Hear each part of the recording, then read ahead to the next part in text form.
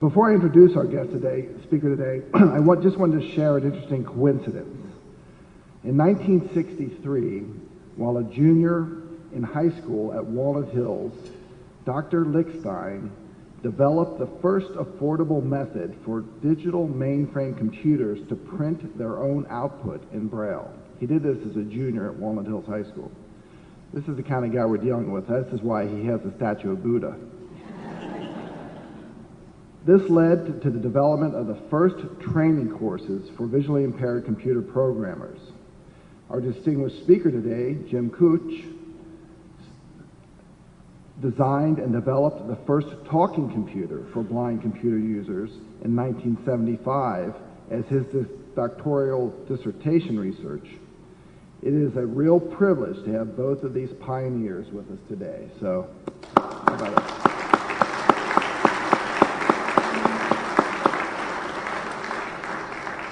So as Jim makes his way to the podium, I'll just share that Jim joined the Seeing Eye in September of 2006 as president and CEO.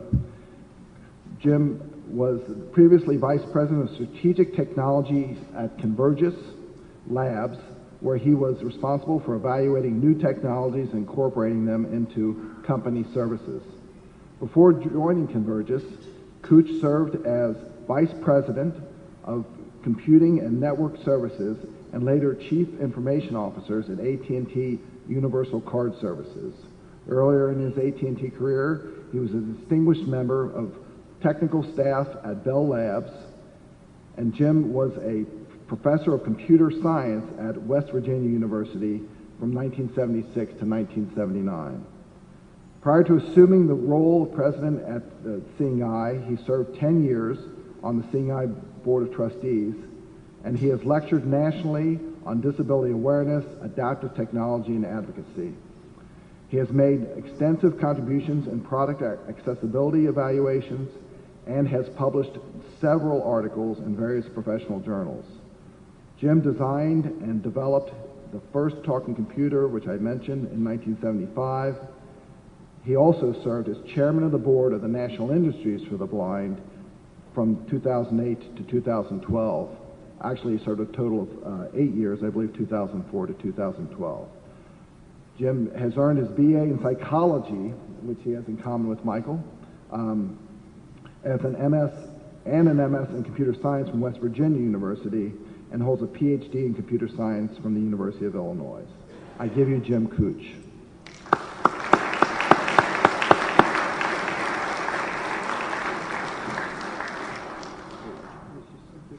There we go. Thank you.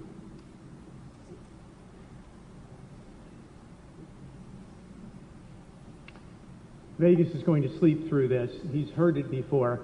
No one else can use that excuse. Thank you, John, and thanks to all of you. You heard your incoming chairwoman say that we're all facing challenges, that the agency's facing challenges, there are challenges to come. Well, the whole world is full of challenges, and what I want to talk about today is how to deal with those challenges, or just some examples. The title for my talk is Play the Hand You Are Dealt. I'm sure most of you around the room are card players of one type or another. Maybe some of you more than others. It doesn't matter whether you're playing poker, bridge, or my personal favorite, hearts. As card players, you often would like to have a different hand, but we all know that's not possible. We have to play the hand we're dealt. And in my opinion, that's what we have to do in life. Work life, personal life, all aspects of life.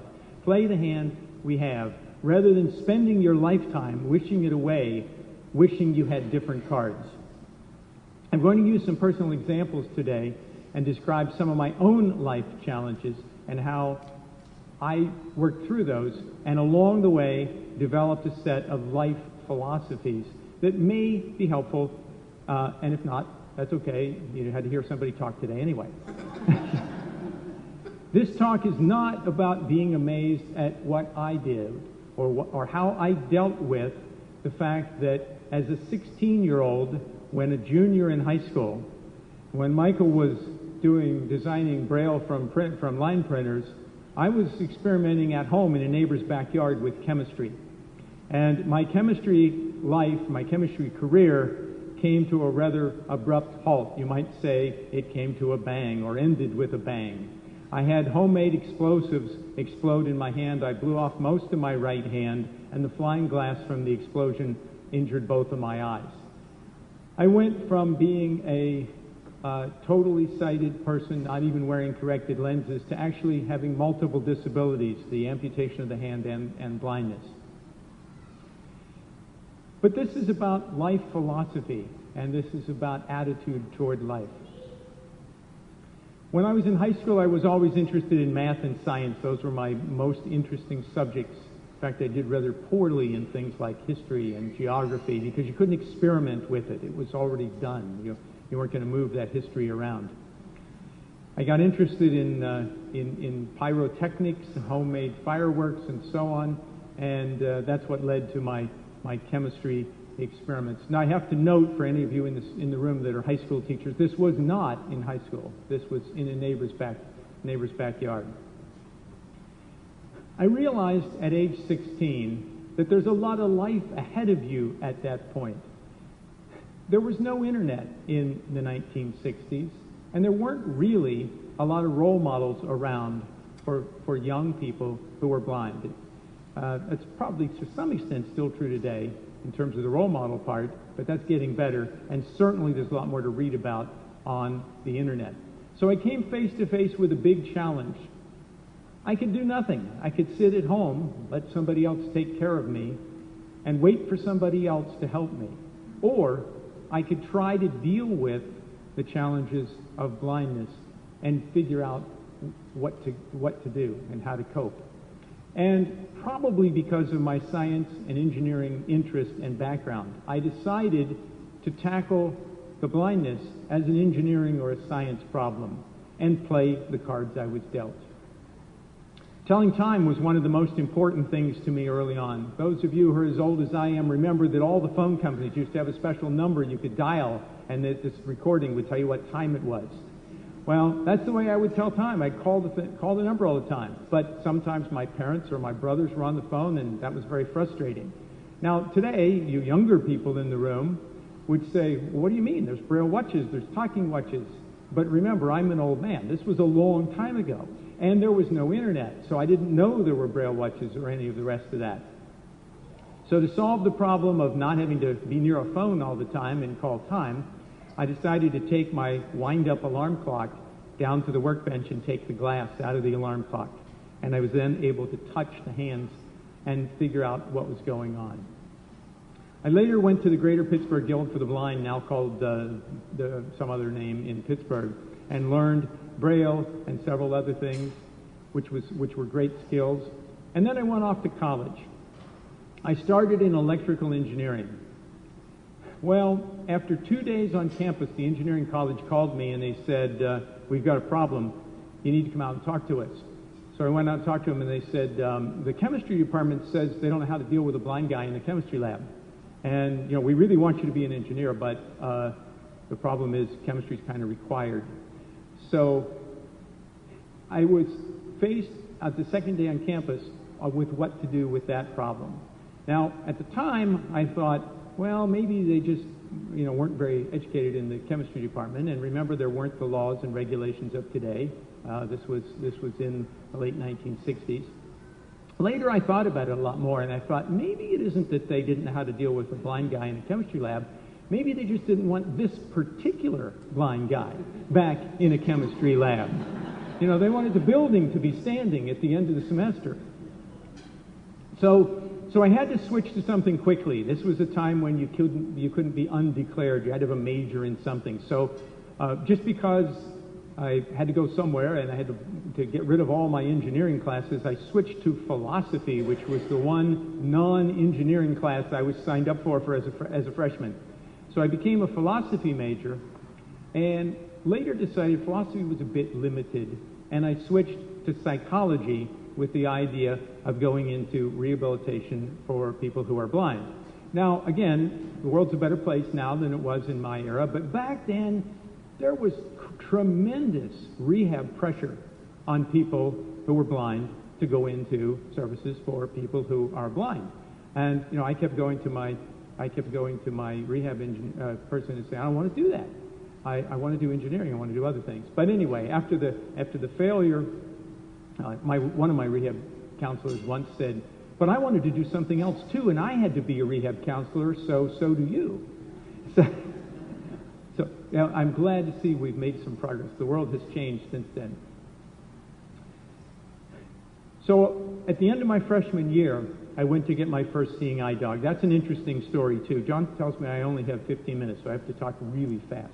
But I wanted a seeing eye dog ever since I first saw this, had an opportunity to work with and see a seeing eye dog. It was while I was at the Greater Pittsburgh Guild. A representative from the Seeing Eye came and gave us an opportunity to walk with the dog. And I thought, this is great. But my then girlfriend from high school didn't want me to get a dog. And this was sort of one of these, high school logic, I guess. It was like, well, if you get a dog, you're going to love the dog, and the love you give to the dog is love that I don't get, so I, as your girlfriend, am not going to be loved as much as if you didn't have a dog, so don't get one. It didn't make a lot of sense at the time, but hey, she was my girlfriend, so I had to deal with that. We broke up the Thanksgiving break of my freshman year in college, and I always liked to think she went back to her dorm, and was broken up about it. I don't know if she did that or not. I know I went back to my dorm and called the Seeing Eye and said, when can I come? And I arranged to come at the end of that freshman year. While I was there was another gentleman there, and this is the peer example, role model thing again. His name was Norm. Norm was there from Baltimore, Maryland, and he was a programmer for the Social Security Administration, and he was there to get a dog. Remember, this is 1970 at this point, after I'd gone to the rehab center. We didn't have computers in high school back then. I didn't know a lot about computers at the time. But Norm started talking to me at dinner and other times around the Seeing Eye about how great it was to be a computer programmer for the Social Security Administration. I thought, this is pretty cool stuff. So I went back to school, back to college in my sophomore year, and decided that was pretty interesting because when I was in psychology, I was kind of drifting towards experimental and some of the more engineering sides of that anyway, rather than things that were going to do very much for me in a career towards doing rehab. So I ended up taking a lot of courses in computer science and ultimately applying for a job at the computer center. Computer Center had never hired a blind person before at that time. So I went and tried to get a job, and I interviewed, and I was doing very well in my computer science classes, but they were kind of stalling, and you could tell they were kind of stalling. Oh, we haven't made up our mind yet. Call us back later. We'll let you know in a while. So Christmas break came, and I went home for the break and decided, I wanted the job. I wanted them to figure it out before I came back in January from Christmas break. So I started to called them and said, called the hiring manager and said, have you decided yet? No. I said, okay, that's okay. I'll call you this afternoon. And the afternoon came back. Have you decided yet? No. Okay, I'll call you tomorrow morning.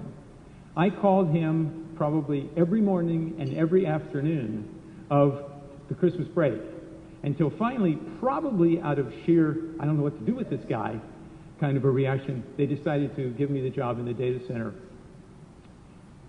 Once in the computer center, how to access computers was a bit of a challenge all along the way.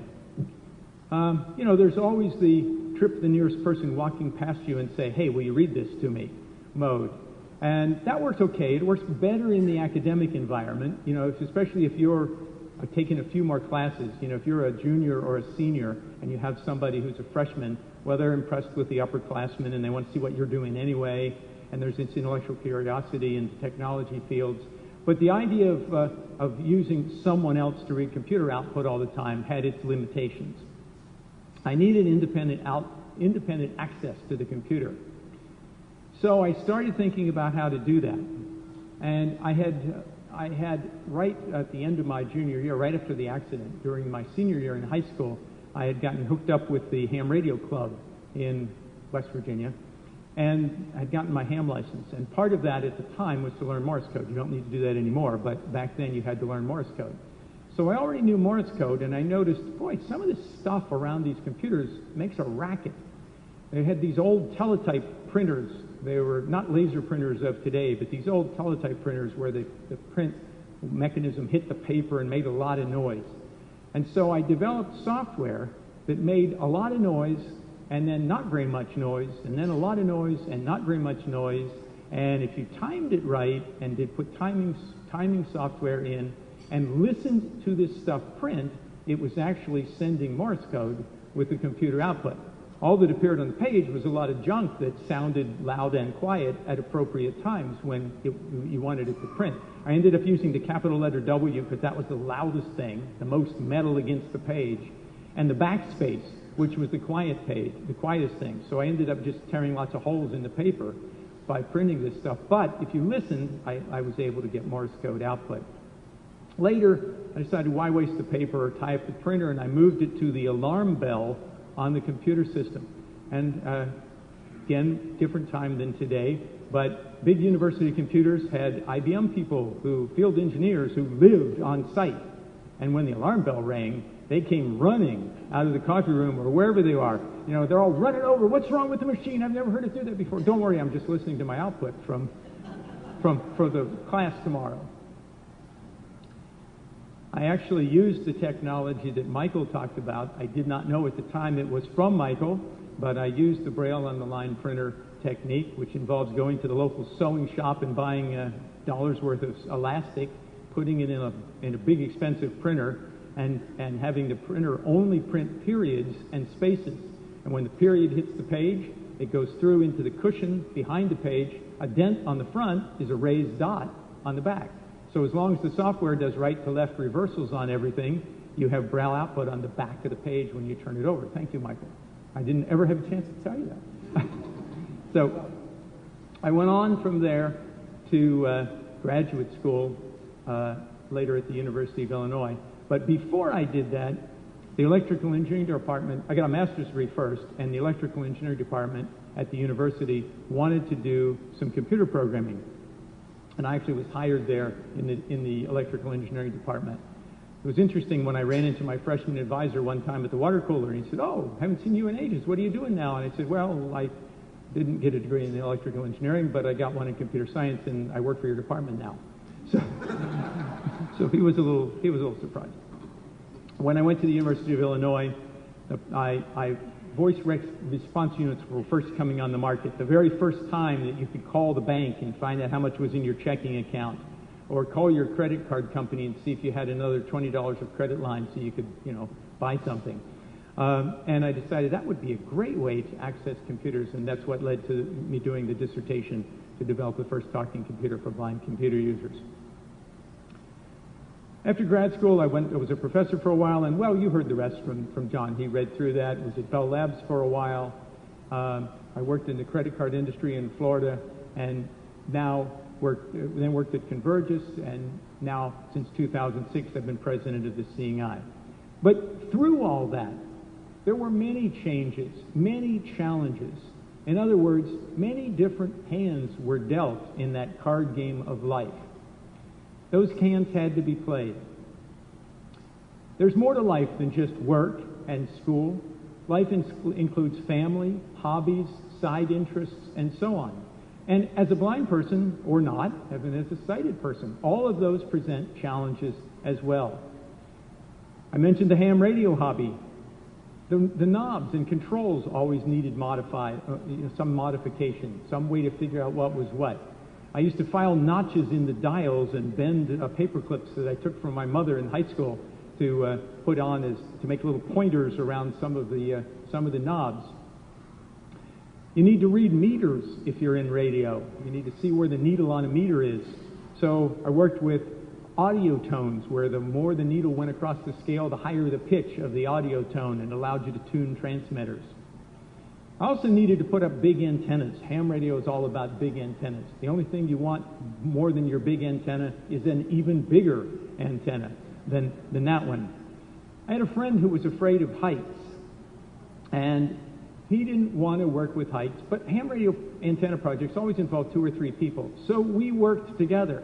I never was particularly afraid of heights because, after all, what they say, you don't have to, don't look down. Well, hey, if I look down, it doesn't matter. So I was never afraid of the heights. Bob was afraid of heights, so he did all his work on the ground. I did all the work on the antenna, and we became the entertainment for the neighborhood.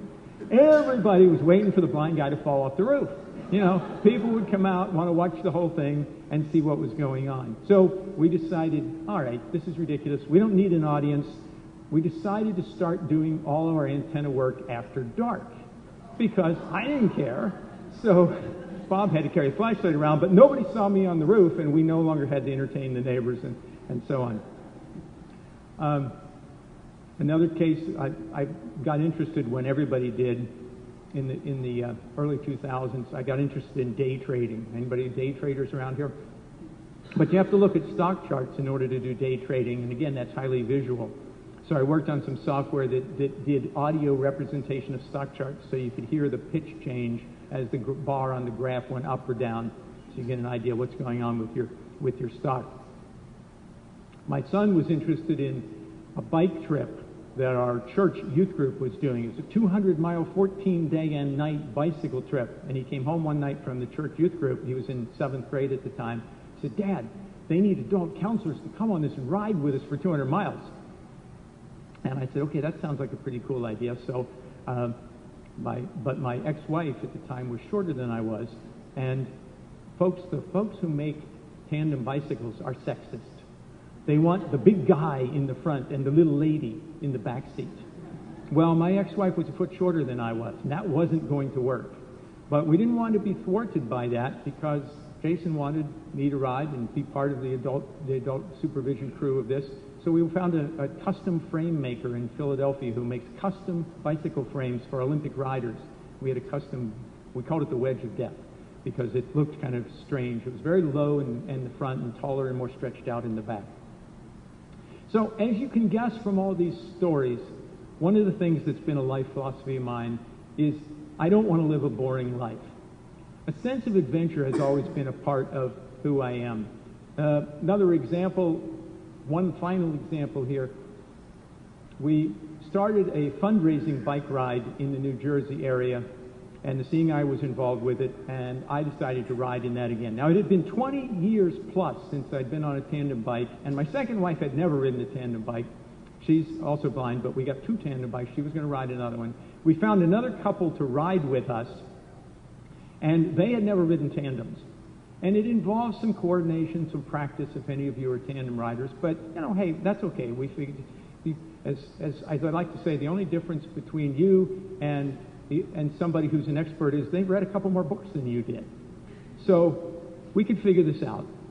In the second training ride with my new captain driving my bike, we had an argument with a fire truck. I don't recommend having arguments on a tandem bike with a fire truck. I am here to tell you that the fire truck won. It was supposed to be a 12-mile ride. We didn't quite make the 12-mile ride. And I have to point out, full integrity here, full disclosure, the fire truck was both unoccupied and parked when we ran into it. But nonetheless, they were doing some sort of practice, and they got very upset about possible damage to their fire truck. And I was wearing sunglasses for eye protection, and they said, you hit your head. Let's take your glasses off. We got to see how your eyes are responding. I said, no, you don't. You're not going to see anything in my eyes. So anyway, they were also practicing with ambulance squad, and so they decided they would give me a free ride to the hospital as part of their practice. And I saw a really, really nice seamstress over at the hospital who put a lot of stitches in my leg. I said, I need bragging rights. How many did you put in there? She said, I don't know. I lost count at 40. So anyway, I talked to my stepmom, and she said, you know what your dad would say if he was still alive? And she said, he'd say, why was he out there riding a bike? And at all. Which really means, why is a 64-year-old blind guy out there on the bike? And the answer is, because staying in the game is important. I'm not going to throw in the cards and fold. The alternative just isn't acceptable. Embracing adventures is part of life. So through all this, I've developed, as I said at the beginning, a set of life philosophies. I'm going to share them with you. If you like them, fine. Take a few, use them. If you like one or two, that's fine. If you disagree, that's fine too. Deal the cards that you're dealt. I mean, play the cards you're dealt. Life philosophy 1, attitude is everything. You are not in charge of control of every circumstance of life, but you are always in charge of how you react to it and what your attitude will be. That reaction is always your decision. Life isn't fair. Accept it and move on. I didn't think it was fair that I couldn't drive anymore at 16 and a half years old when I lost my sight. But I got a seeing eye dog and started walking everywhere and taking cabs. It wasn't fair that I was right-handed and then lost most of my right hand and had to learn how to be a left-handed guy. I, in fact, had to learn to type one-handed, which is a lot of fun. Life philosophy 2, look for what you can give to others, not for what you can take along life. Pick your associates well. Decide who you're going to work with. Working with Bob with the antennas is an example. I was giving every bit as much to Bob in putting his antennas up as he was helping me. And while you're picking your associates, diversity is important. If everybody around you is exactly like you have a lot of redundant people in your life. Focus on the abilities, not the limitations of people. You know, the world's a pretty critical place, so focus on people's abilities. Life philosophy 3, a successful person is always on stage. Get used to it. You're the example, whether you want to be the example or not. It's very hard as a blind person to go around in stealth mode and not be observed. It's much, much harder to go around in stealth mode when you got a dog all the time. You know, just walk with any of your blind friends with their guide dogs, and you know, kids 4 blocks away scream, "Mommy, a dog!" You know, you're not going to go through life in stealth mode. So you can be a good example or you can be a bad example. Again, the choice is yours. I certainly don't want to be the first blind person in any situation because the responsibility is awesome. Everybody else is going to decide that's what blind people, all of them, do, because you're probably the only person they're going to meet. I used to chainsaw my own firewood in the winter all the time. I don't have a fireplace now, but I used to all the time. And if you think people watching antennas was interesting, you know, watching the blind guy chainsaw is even, they were selling tickets. They were bringing out the beer coolers and everything. They're saying, "Oh, he'd already lost his hand. Let's see if he does a leg or an arm this time." So, life philosophy 4. And I didn't know they were watching me across the street. Somebody else told me the house I lived in was across the street from a big apartment complex with a lot of balconies. And somebody else told me later, "Do you know they all come out and sit on their balconies and watch you do chainsaw?" Life philosophy 4.